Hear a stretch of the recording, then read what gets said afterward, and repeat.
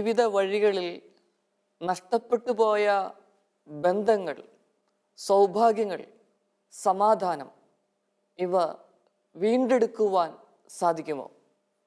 പ്രിയപ്പെട്ടവരെ, നഷ്ടപ്പെട്ടു എന്ന് നാം വിചാരിക്കുന്നതെല്ലാം നമുക്ക് വീണ്ടെടുക്കുവാൻ സാധിക്കും. ഈശോയ്ക്ക് സ്തുതിയുണ്ടായിരിക്കട്ടെ. ഈശോ മിശിഹായിൽ സ്നേഹം നിറഞ്ഞ സഹോദരി സഹോദരങ്ങളെ, കുരിശിൻ്റെ തണലിൽ ഷാഡോ ഓഫ് ദ ക്രോസ് എന്ന വചനപ്രഘോഷണ പരമ്പരയുടെ 72ാമത്തെ എപ്പിസോഡിലേക്ക് ഏറ്റവും സ്നേഹത്തോടെ നിങ്ങളെല്ലാവരെയും സ്വാഗതം ചെയ്യുന്നു.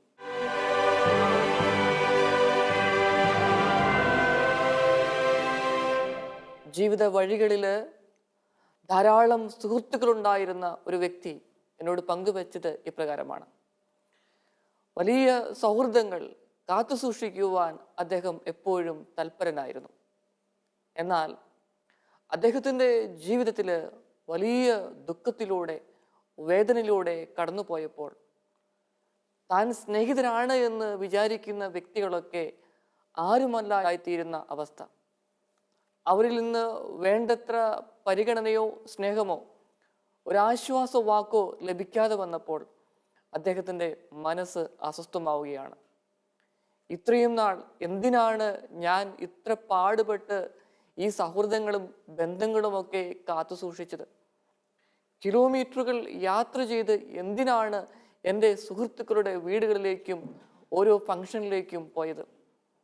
എൻ്റെ ജീവിതത്തിൽ വേദനയുണ്ടായപ്പോൾ, ദുഃഖമുണ്ടായപ്പോൾ, മനസ്സ് മരവിപ്പിക്കുന്ന വേദനകളും ദുഃഖങ്ങളും ഉണ്ടായപ്പോൾ എന്നെയൊന്ന് കേൾക്കാൻ, എന്നെയൊന്ന് ആശ്വസിപ്പിക്കുവാൻ, എൻ്റെ ഫോൺ കോളുകൾ എടുക്കുവാൻ ആർക്കും സാധിച്ചില്ല എന്ന വലിയ പരാതിയുമായി, വേദനയുമായി അദ്ദേഹം എൻ്റെ അടുക്കൽ വരികയാണ്. പ്രിയപ്പെട്ടവരെ, നമ്മുടെയൊക്കെ ജീവിതങ്ങളിൽ സംഭവിക്കുന്ന ഒരു കാര്യമാണ് ഇങ്ങനെ. നമ്മളൊക്കെ ഓർക്കും, നമ്മുടെയൊക്കെ ജീവിതങ്ങളിൽ നമ്മുടെയൊക്കെ കൂടെ എപ്പോഴും ഉണ്ടാകുമെന്ന് വിചാരിച്ചുകൊണ്ട് ചേർത്ത് പിടിക്കുന്ന വ്യക്തികൾ ഒരുപക്ഷെ ജീവിതയാത്രയിൽ ചിലപ്പോൾ മറുതലിച്ചു എന്ന് വരാം. കാരണങ്ങൾ പലതാകാം. പക്ഷേ ശുഭാപ്തി വിശ്വാസത്തോടുകൂടെ നമുക്ക് ജീവിതത്തെ നേരിടാം. ഇതാണ് തത്വം. നമ്മൾ സ്നേഹിക്കുന്ന വ്യക്തികൾ നമ്മളെ സ്നേഹിക്കണമെന്ന് നിർബന്ധമില്ല. പ്രിയപ്പെട്ടവരെ, നമ്മൾ സഹായിക്കുന്ന വ്യക്തികൾ നമ്മളെ സഹായിക്കണമെന്ന് നിർബന്ധമില്ല. പ്രിയപ്പെട്ടവരെ, ഒരുപക്ഷെ ഈ സഹായവും ഈ പരിഗണനയും ഒക്കെ ലഭിക്കുന്നത് നമ്മൾ പ്രതീക്ഷിക്കാത്ത വ്യക്തികളിൽ നിന്നാണ്. അതുകൊണ്ട് നമ്മൾ എന്താണ് നമ്മുടെയൊക്കെ ജീവിതങ്ങളിൽ ചെയ്യേണ്ടത്? ദൈവം നമുക്ക് കഴിവ് തന്നിട്ടുണ്ട്. ആ കഴിവ് എന്ന് പറയുന്നത് മറ്റുള്ളവരെ ഒരുമിപ്പിച്ചു കൊണ്ടുപോകുവാൻ, വലിയ വേദനയിലൂടെ, ദുഃഖങ്ങളിലൂടെ കടന്നു പോകുമ്പോൾ ഓരോ കുടുംബത്തിലേക്കും സ്വാന്തന വാക്കുകളുമായി, സഹായവുമായി എത്താനായിരിക്കാം. നമ്മളെ കൊണ്ട് പറ്റുന്ന കാര്യങ്ങളൊക്കെ നമ്മൾ ചെയ്യുക. എന്നാൽ മറ്റുള്ളവരിൽ നിന്ന് നമുക്ക് ലഭിക്കാതെ വന്നു കഴിയുമ്പോൾ, നമ്മൾ കൊടുത്ത അതേ നാണയത്തിൽ അവർ പ്രത്യുത്തരിക്കാതെ വന്നു കഴിയുമ്പോൾ മനസ്സ് തളരരുത്. കാരണം ആ തളർച്ച നമ്മുടെ മനസ്സിനെ, ജീവിതത്തെ മരവിപ്പിക്കുകയുള്ളൂ. ആ മരവിപ്പ് മാറ്റിയെടുക്കുവാനായിട്ട് സാധിക്കട്ടെ. ധാരാളം വ്യക്തികളുടെ ഇടയിലേക്ക് നമുക്കൊന്ന് ഇറങ്ങിച്ചെല്ലുവാനായിട്ട് സാധിക്കണം. ദൈവം നമ്മുടെയൊക്കെ ജീവിതങ്ങളിൽ ജീവിക്കുന്ന മാലാഖമാരെ അയച്ച് നമ്മളെ ശക്തിപ്പെടുത്തും എന്നുള്ളതാണ് ഉറപ്പ്. സ്നേഹമുള്ളവരെ, ഏകദേശം 18 വർഷമായി പലതരത്തിലുള്ള അടിമത്തങ്ങളിലൂടെ കടന്നുപോയ ഒരു വ്യക്തി, അദ്ദേഹത്തെ എനിക്ക് അറിയാം. അദ്ദേഹത്തിൻ്റെ ജീവിതം ഇങ്ങനെയാണ്. ഇതുപോലെ നല്ല സൗഹൃദങ്ങളൊക്കെ കാത്തു സൂക്ഷിക്കുവാനായി, പരിപാലിക്കുവാനായി അദ്ദേഹം ശ്രമിച്ചു. എന്നാൽ അദ്ദേഹത്തിന് ഒരു വലിയ വേദന വന്നപ്പോൾ ആരുമുണ്ടായില്ല.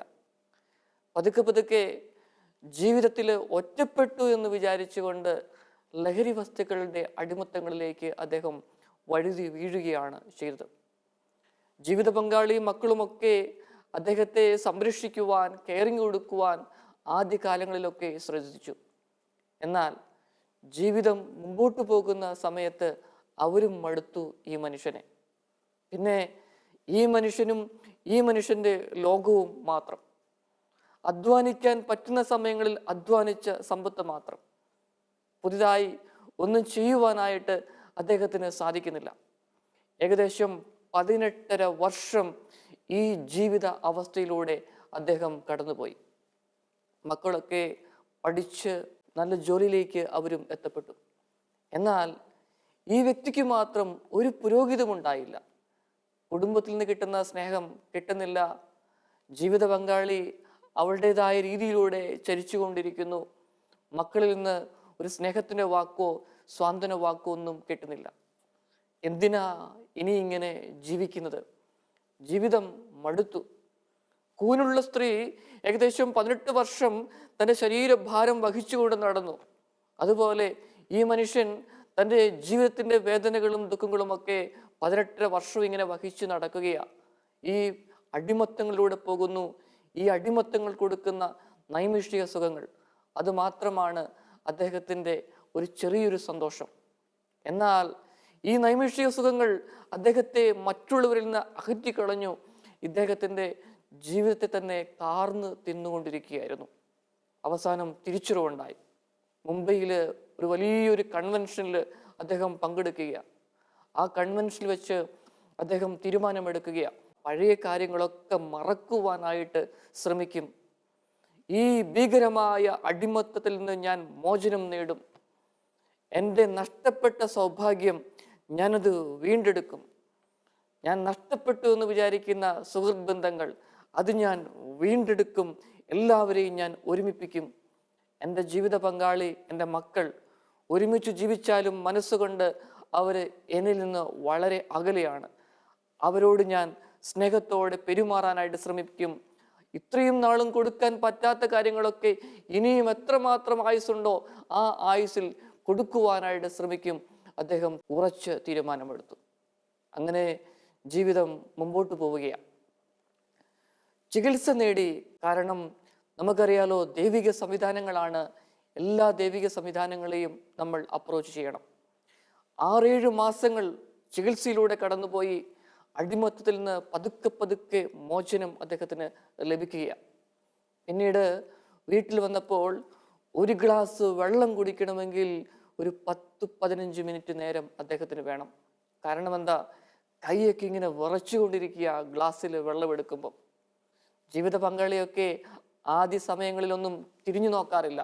വെള്ളമോ ചായയോ കൊണ്ടുവെക്കും, എങ്ങനെയെങ്കിലും കുടിക്കട്ടെ, ഇത്രയും നാളും ഇതൊന്നും ഉണ്ടായിരുന്നില്ലല്ലോ, വലിയ മാറ്റമൊന്നും സംഭവിക്കാൻ പോകുന്നില്ല എന്ന ചിന്തയായിരുന്നു അവർക്ക്. എന്നാൽ ഈ മനുഷ്യൻ കഷ്ടപ്പെട്ട് കൈവറച്ച് വേദനിച്ച് ബുദ്ധിമുട്ടി ഈ വെള്ളം കുടിക്കുവാനായിട്ട് അദ്ദേഹം ശ്രമിക്കുമായിരുന്നു. ചിലപ്പോൾ നാവ് തരിതരിക്കും. കാരണം എന്താ? Withdrawal symptoms. ആ സമയത്ത് ചെറിയ മിഠായികളൊക്കെ അദ്ദേഹം വായിലിട്ട് നുണഞ്ഞ് പതുക്കെ പതുക്കെ അദ്ദേഹം കരകയറി വരുവാനായിട്ട് ശ്രമിച്ചു. ഇദ്ദേഹത്തിൻ്റെ മാറ്റം, ഇദ്ദേഹത്തിൻ്റെ ശ്രമം വീട്ടിലുള്ളവർക്ക് കണ്ടപ്പോൾ പതുക്കെ പതുക്കെ അദ്ദേഹത്തോട് അനുകമ്പ തോന്നി തുടങ്ങി. പിന്നെ പതുക്കെ പതുക്കെ അദ്ദേഹം ആഴമേറിയ ദൈവവിശ്വാസത്തിലേക്ക് വന്ന് പതുക്കെ പതുക്കെ പ്രാർത്ഥനകളൊക്കെ സ്വന്തമായി ചൊല്ലുവാൻ തുടങ്ങി. നാളുകളായി മുടക്കിയിരുന്ന കുർബാനകളിൽ പങ്കെടുത്തു. നല്ലൊരു കുമ്പസാരം നടത്തി അദ്ദേഹം ജീവിതത്തിലേക്ക് തിരിച്ചു വന്നു. സ്നേഹമുള്ളവരെ, ഇന്ന് വലിയ സന്തോഷത്തോടെ സൗഭാഗ്യത്തോടെ അദ്ദേഹം ജീവിക്കുക. ജീവിതത്തിൽ നഷ്ടപ്പെട്ടു പോയി എന്ന് വിചാരിച്ചതൊക്കെ അദ്ദേഹം തിരിച്ചു പിടിച്ചു. ഏതാനും ആഴ്ചകൾക്ക് മുൻപ് അദ്ദേഹത്തെ കാണുകയുണ്ടായി. അദ്ദേഹം പറഞ്ഞത് ഇപ്രകാരമാ: അച്ചോ, ആ വലിയൊരു കൺവെൻഷനാണ് എന്നിൽ മാറ്റം വരുത്തിയത്. അങ്ങനെ ഒരു കൺവെൻഷൻ ഇല്ലായിരുന്നെങ്കിൽ എൻ്റെ ജീവിതം പഴയ അവസ്ഥയിലൂടെ നൈമിഷിക സുഖങ്ങളിലൂടെ കടന്നു പോകുമായിരുന്നു. എന്നാൽ വലിയൊരു ദൈവിക കൃപ എനിക്ക് ലഭിച്ചു. ചികിത്സയ്ക്ക് വേണ്ടി ഞാൻ പോയി. 6-7 മാസം കഷ്ടപ്പെട്ടു. ചിലപ്പോൾ ഒരു മുറിയിൽ എന്നെ ഇട്ടടയ്ക്കേണ്ട അവസ്ഥ പോലും അവർക്കുണ്ടായി.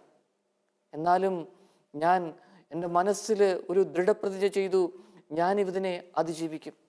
സ്നേഹമുള്ളവരെ, ഇന്ന് സ്വതന്ത്രമായി സന്തോഷത്തോടെ ഇദ്ദേഹം ജീവിക്കുക. പ്രിയപ്പെട്ടവരെ, പല വ്യക്തികളും അടിമത്തങ്ങളിലേക്ക് വഴുതി വീഴാറുണ്ട്. എങ്ങനെയാ അടിമത്തങ്ങളിലേക്ക് വീഴാറുള്ളത്? അവരുടെ ജീവിത സാഹചര്യങ്ങളാണ് അടിമത്തങ്ങളിലേക്ക് വഴുതി വീഴാൻ ഇടയാക്കുന്നത്. ചില വ്യക്തികൾ എല്ലാം ഉണ്ട്, പിന്നെ കൂടുതൽ സുഖവും സന്തോഷവും ഒക്കെ അനുഭവിക്കാനായിട്ട് അങ്ങനെ പോയും അടിമത്തങ്ങളിലേക്ക് വീഴുന്നവരുണ്ട്. എന്നാൽ ജീവിതത്തിൻ്റെ വേദനാജനകമായ നിമിഷങ്ങളിൽ അടിമത്തങ്ങളിലേക്ക് വീഴുന്ന വ്യക്തികളുണ്ട്. തിരിച്ചു വരുവാനായിട്ട് ആഗ്രഹിക്കുന്ന വ്യക്തികൾ ധാരാളമാണ്. നമുക്ക് അവർക്ക് വേണ്ടി എന്ത് ചെയ്യുവാനായിട്ട് സാധിക്കും? സ്നേഹമുള്ളവരെ, ഓർക്കുക, നമ്മുടെയൊക്കെ പ്രിയപ്പെട്ടവരുടെ, നമ്മുടെയൊക്കെ സുഹൃത്തുക്കളുടെ ഇടയിൽ ഒരു വലിയ പ്രതീക്ഷ കൊടുക്കുവാനായിട്ട് തയ്യാറായാൽ നമ്മുടെ ജീവിതം ധന്യമായി. ചിലപ്പോഴൊക്കെ പറയാറില്ലേ, ചത്തതിനൊക്കുമേ ജീവിച്ചിരിക്കുകയിൽ എന്ന്. ഇതുകൊണ്ട് എന്താ അർത്ഥമാക്കുന്നത്? ജീവിക്കുന്നുണ്ട്, പക്ഷേ ഒന്നും ക്രിയാത്മകമായി ചെയ്യുവാനായിട്ട് സാധിക്കുന്നില്ല. സ്നേഹമുള്ളവരെ, ആ അവസ്ഥ മാറട്ടെ. കുറച്ചു നാളെ ഈ ഭൂമിയിൽ ജീവിച്ചുള്ളെങ്കിൽ അത്രയും കാലം എന്തെങ്കിലും ചെയ്യുവാൻ. നമുക്കറിയാലോ വിശുദ്ധ കാർലോ അക്യൂട്ടിസിനെ. 15 വർഷം മാത്രമാണ് ഈ ഭൂമിയിൽ ജീവിച്ചത്. എത്രമാത്രം യുവജനങ്ങളെ സ്വാധീനിക്കുവാനായിട്ട് ഈ വിശുദ്ധന് സാധിച്ചു. അതാണ് ഏറ്റവും വലുത്. നമ്മുടെയൊക്കെ ജീവിതങ്ങളിൽ അടിമത്തങ്ങളിലേക്ക് പോകുന്ന വ്യക്തികളുണ്ട്. മനസ്സിൽ വലിയ ദുഃഖത്തോടെ, വേദനയോടെ, ഭാരം കൊണ്ട് നടക്കുന്ന വ്യക്തികളുണ്ട്. ബൈബിളിൽ 18 വർഷം കൂന് ബാധിച്ച് ആ ശരീരഭാരം വഹിച്ചു നടക്കുന്ന ഒരു സ്ത്രീ ഉണ്ടായിരുന്നു. എന്നാൽ ഇതിൽ നിന്ന് മോചനം നേടുവാൻ ആദ്യകാലങ്ങളിലൊക്കെ ഒരുപക്ഷെ അവൾ ആഗ്രഹിച്ചിരിക്കാം. അവസാന കാലങ്ങളിൽ ഇതിങ്ങനെ കൂടപ്പിറപ്പിനെ പോലെ ഇങ്ങനെ മുമ്പോട്ട് കൊണ്ടുപോയിക്കൊണ്ടിരിക്കുക ജീവിതം. എന്നാൽ ദൈവം ഇടപെട്ടു. സ്നേഹമുള്ളവരെ, എന്നെ കേൾക്കുന്ന നിങ്ങളുടെയൊക്കെ ജീവിതങ്ങളിൽ ഒരുപക്ഷെ ചിന്തിക്കും, വർഷങ്ങളായിട്ട് ഈ വിഴുപ്പ് ഭാണ്ഡം ചുമന്നുകൊണ്ട് നടക്കുകയാ, ആരും ഒന്നും ഇടപെടാനായിട്ട് ജീവിതത്തിലില്ലേ എന്ന് വിചാരിക്കുന്ന നിമിഷമുണ്ട്. പ്രിയപ്പെട്ടവരെ, ദൈവത്തിന് ഒരു സെക്കൻഡ് മതി നമ്മുടെ ജീവിതം മാറ്റിമറിക്കുവാനായിട്ട്. അങ്ങനെ നമ്മുടെയൊക്കെ ജീവിതം മാറ്റിമറിക്കണമെങ്കിൽ എന്ത് ചെയ്യുവാനായിട്ട് സാധിക്കണം? വിശുദ്ധ അഗസ്തീനോസ് പുണ്യവാളൻ പറയുന്നുണ്ട്, നിന്നെ കൂടാതെ സൃഷ്ടിച്ച ദൈവത്തിന് നിന്നെ കൂടാതെ രക്ഷിക്കുവാൻ സാധ്യമല്ല എന്ന്. അങ്ങനെയെങ്കിൽ ദൈവം നമ്മുടെയൊക്കെ ജീവിതങ്ങളിൽ വലിയ മാറ്റം വരുത്തണമെങ്കിൽ നമ്മൾ ചെയ്യേണ്ട ചില കാര്യങ്ങളുണ്ട്. ഒന്നാമതായി, നമ്മൾ സ്വയം ന്യായീകരണം, സെൽഫ് ജസ്റ്റിഫിക്കേഷൻ ഒഴിവാക്കുവാനായിട്ട് നാം ഒക്കെ തയ്യാറാകണം. ഫാദർ CP വർക്കി SJ, അദ്ദേഹത്തിൻ്റെ ഒരു പുസ്തകമാണ് കൈവിടൂ ശാന്തി നേടൂ എന്നുള്ളത്. അദ്ദേഹം ആ ഗ്രന്ഥത്തിൽ പറഞ്ഞു വയ്ക്കുന്ന കാര്യങ്ങൾ ഇതാണ്. അതായത്, നമ്മുടെയൊക്കെ ജീവിതങ്ങളിൽ എന്നും സന്തോഷം അനുഭവിക്കണമെങ്കിൽ ചിലതിനെയൊക്കെ ഒന്ന് ഉപേക്ഷിക്കുവാനായിട്ട് തയ്യാറാകണം. നമ്മളൊക്കെ ശരിയെന്ന് പറഞ്ഞ് മുറുകെ പിടിക്കുന്ന ചില കാര്യങ്ങളൊക്കെ ഉണ്ടല്ലോ, അതിനെയൊക്കെ ഒന്ന് നമ്മൾ ഇരുത്തുമെന്ന മനസ്സോടുകൂടെ ഒന്ന് ഇവാലുവേഷൻ നടത്തുവാനായിട്ട്, ശരി ഏതാണ് തെറ്റേതാണെന്ന് ദൈവ തിരുമുമ്പിൽ നിന്ന് മനസ്സിലാക്കുവാനായിട്ട് സാധിക്കണം.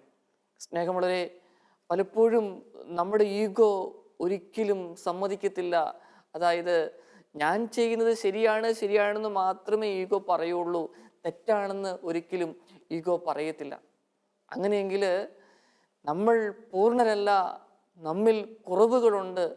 അങ്ങനെ വന്നാൽ ആ കുറവൊന്നും മനസ്സിലാക്കാൻ സംയമനത്തോടെ ജീവിതത്തെ നേരിടുവാനായിട്ട് സാധിക്കണം. സ്നേഹമുള്ളവരെ, ജീവിതത്തിൻ്റെ ചില സാഹചര്യങ്ങളിൽ ഞാനും നിങ്ങളും എന്തൊക്കെയാ ചെയ്തു കൂട്ടുന്നതെന്ന് നമുക്ക് പലപ്പോഴും അറിയത്തില്ല. സങ്കീർത്തനത്തിൻ്റെ പുസ്തകത്തിൽ 19-ാമത് അധ്യായത്തിലെ 12ഉം 13ഉം വചനങ്ങൾ, ദൈവമേ, സ്വന്തം തെറ്റുകൾ മനസ്സിലാക്കാൻ ആർക്ക് കഴിയും? അറിയാതെ പറ്റുന്ന തെറ്റുകളിൽ തന്നെ മോചിപ്പിക്കണമേ. അവ എന്നിൽ ആധിപത്യം പുലർത്താതിരിക്കട്ടെ. സ്വന്തം തെറ്റുകൾ മനസ്സിലാക്കാൻ ആർക്ക് കഴിയും? അതാണ് ചോദ്യം. പ്രിയപ്പെട്ടവരെ, സ്വന്തം തെറ്റുകൾ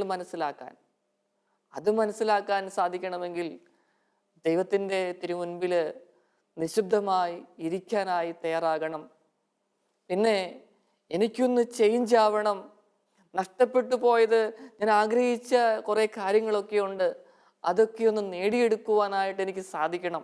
ആ വലിയൊരു മനോഭാവത്തിലേക്ക് വരണം.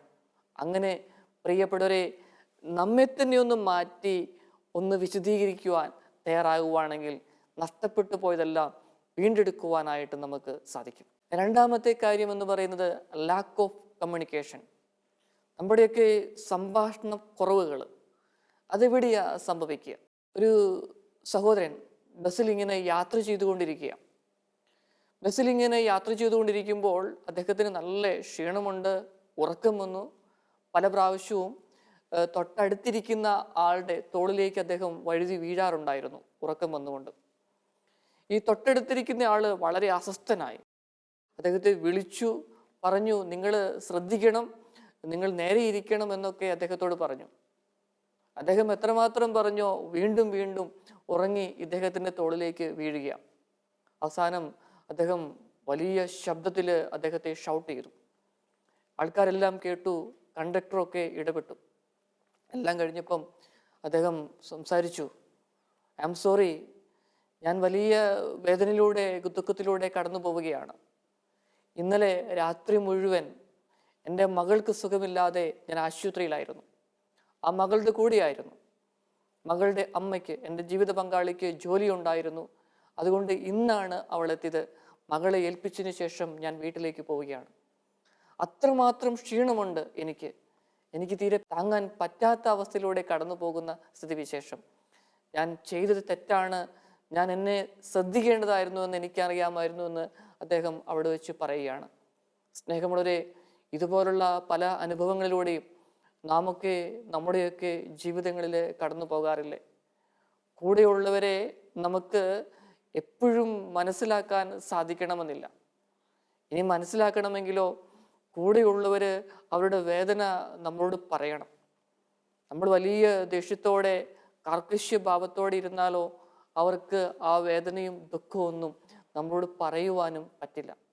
അങ്ങനെ വന്നാൽ നമ്മുടെയൊക്കെ ജീവിതത്തിൽ സ്നേഹമുള്ളവരെ ഒരു നല്ലൊരു കമ്മ്യൂണിക്കേഷൻ ഉണ്ടെങ്കിൽ നമുക്ക് ജീവിതത്തിൽ വലിയ മാറ്റങ്ങൾ ഉണ്ടാക്കാനായിട്ട് സാധിക്കും. മൂന്നാമത്തെ കാര്യം എന്ന് പറയുന്നത് ഭയമാണ്, ഇൻസെക്യൂരിറ്റി ഫീലിംഗ്. പലപ്പോഴും നമുക്ക് ഭയം തട്ടിക്കഴിയുമ്പം നമ്മൾ എന്താ ചെയ്തു കൂട്ടുന്നതെന്ന് നമുക്ക് തന്നെ അറിയത്തില്ല. കാരണം സെൽഫ് ഡിഫെൻസിന് വേണ്ടിയിട്ട് എന്തും ചെയ്യും. അതാണ് മനുഷ്യൻ.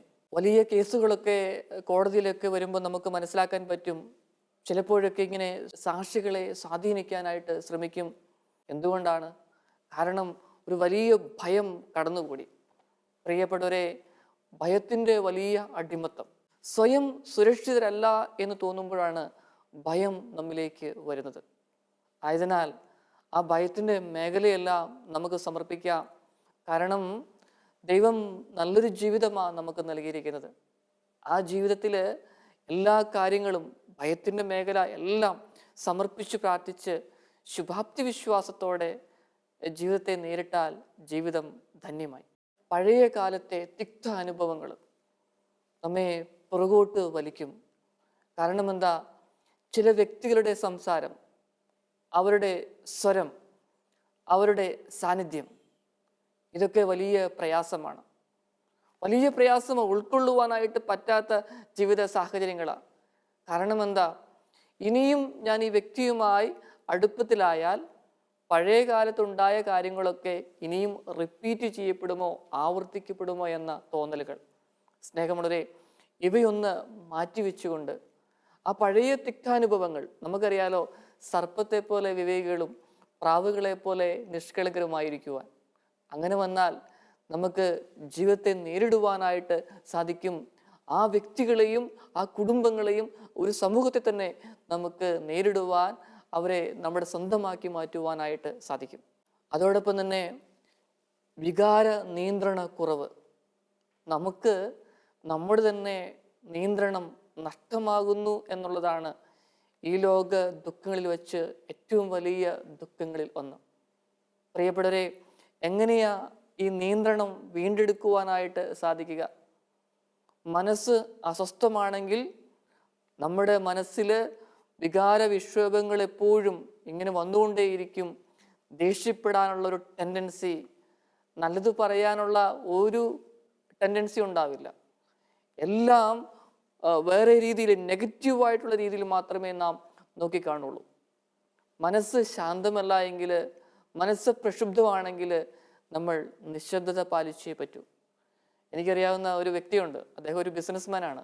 അദ്ദേഹം പറയാറുണ്ട്, അച്ചോ, ഈ ബിസിനസ്സിൽ ചില സമയത്ത് വലിയ മാനസിക സംഘർഷങ്ങളുണ്ടാവും. ആ സമയത്തൊക്കെ ചിലപ്പോൾ ഞാൻ കോർ കമ്മിറ്റി മീറ്റിംഗ് ഒക്കെ വിളിക്കാറുണ്ട്. ചില സമയത്ത് ഞാൻ വിളിച്ച മീറ്റിംഗ് ക്യാൻസൽ ചെയ്യും. എന്തുകൊണ്ടാണെന്നറിയാമോ? ഞാൻ വലിയ സ്ട്രെസ്സിലൂടെയും ടെൻഷനിലൂടെയും കടന്നു പോകുന്ന സാഹചര്യം എനിക്കറിയാം. ഇനി ഈ സ്ട്രെസ്സോടും ഈ ടെൻഷനോടും കൂടെ ഈ മീറ്റിങ്ങിലേക്ക് പോയി കഴിഞ്ഞാൽ അവർ ചോദിക്കുന്ന ചോദ്യങ്ങൾക്ക് ഉത്തരം പറയാനോ അല്ലെങ്കിൽ ക്രിയാത്മകമായ കാര്യങ്ങൾ പറഞ്ഞു കൊടുക്കുവാനോ എനിക്ക് സാധിക്കത്തില്ല. അപ്പോൾ മീറ്റിംഗ് വലിയ ദുസ്സഹമായി തീരും. അതുകൊണ്ട് ഞാൻ ഓക്കെയാണ് എന്ന് മാത്രം തോന്നിയെങ്കിൽ മാത്രമേ മീറ്റിംഗ് കൂടാറുള്ളൂ. സ്നേഹമുള്ളവരെ, നമ്മുടെയൊക്കെ വികാരങ്ങളെ നിയന്ത്രിക്കുവാനായിട്ട് സാധിക്കട്ടെ. നമുക്കറിയാലോ, ബഹുമാനപ്പെട്ട ആബേലച്ചൻ്റെ കുരിശിൻ്റെ വഴിയുടെ പുസ്തകത്തിൽ 4-ാമത്തെ സ്ഥലത്ത് ഈശോ മാതാവിനെ കണ്ടുമുട്ടുന്നുണ്ട് വഴിയിൽ വെച്ച്. ആ കണ്ടുമുട്ടൽ എന്ന് പറയുന്നത് ഒരു നോട്ടം മാത്രമാണ്. 2 കണ്ണുകൾ ആ അമ്മയും മകനും നോക്കുന്നു, ആ നോട്ടം മാത്രമാണ്. ആ നോട്ടം എന്ന് പറയുന്നത് വലിയൊരു ശക്തിയായിരുന്നു. 1000 വാക്കുകൾ സംസാരിക്കുന്ന ശക്തിയാണ് ആ നോട്ടത്തിന്. അത് വലിയൊരു ശക്തിയാണ് പകർന്നു കൊടുത്തത്. പ്രിയപ്പെട്ടവരെ, ജീവിതത്തിൽ പ്രതികൂല സാഹചര്യങ്ങളിൽ ബഹളങ്ങളോ അസ്വസ്ഥതകളോ ഒന്നും ഉണ്ടാക്കിയിട്ട് കാര്യമില്ല. ചിലപ്പോൾ ചെറിയൊരു നോട്ടം അല്ലെങ്കിൽ നമ്മുടെ ഒരു ആ പെരുമാറ്റ രീതികൾ, ഇവയെല്ലാം വലിയ വ്യത്യസ്തതയിലേക്ക് നയിക്കും. ആയതിനാൽ പ്രിയപ്പെട്ടവരെ, ഒന്ന് വിചാരിക്കുക, മാനുഷികമായ രീതിയിൽ നഷ്ടപ്പെട്ടു പോയി എന്ന് വിചാരിക്കുന്ന കാര്യങ്ങൾ, അവ പോയിട്ടില്ല പൂർണ്ണമായിട്ടും. മനസ്സുണ്ടെങ്കിൽ തിരിച്ചു പിടിക്കുവാനായിട്ട് സാധിക്കും. നമുക്ക് പ്രാർത്ഥിക്കാം. ഈശോയെ, എന്നെ കേൾക്കുന്ന ഓരോ വ്യക്തികളെയും കുടുംബത്തെയും സമർപ്പിക്കുന്നു. നഷ്ടപ്പെട്ടു പോയി എന്ന് വിചാരിക്കുന്ന കാര്യങ്ങൾ, അവ സമ്പത്തായിരിക്കാം, ബന്ധങ്ങളായിരിക്കാം, എന്തുമായിക്കൊള്ളട്ടെ, അവ വീണ്ടെടുക്കുവാൻ ഞങ്ങളെ സഹായിക്കണമേ.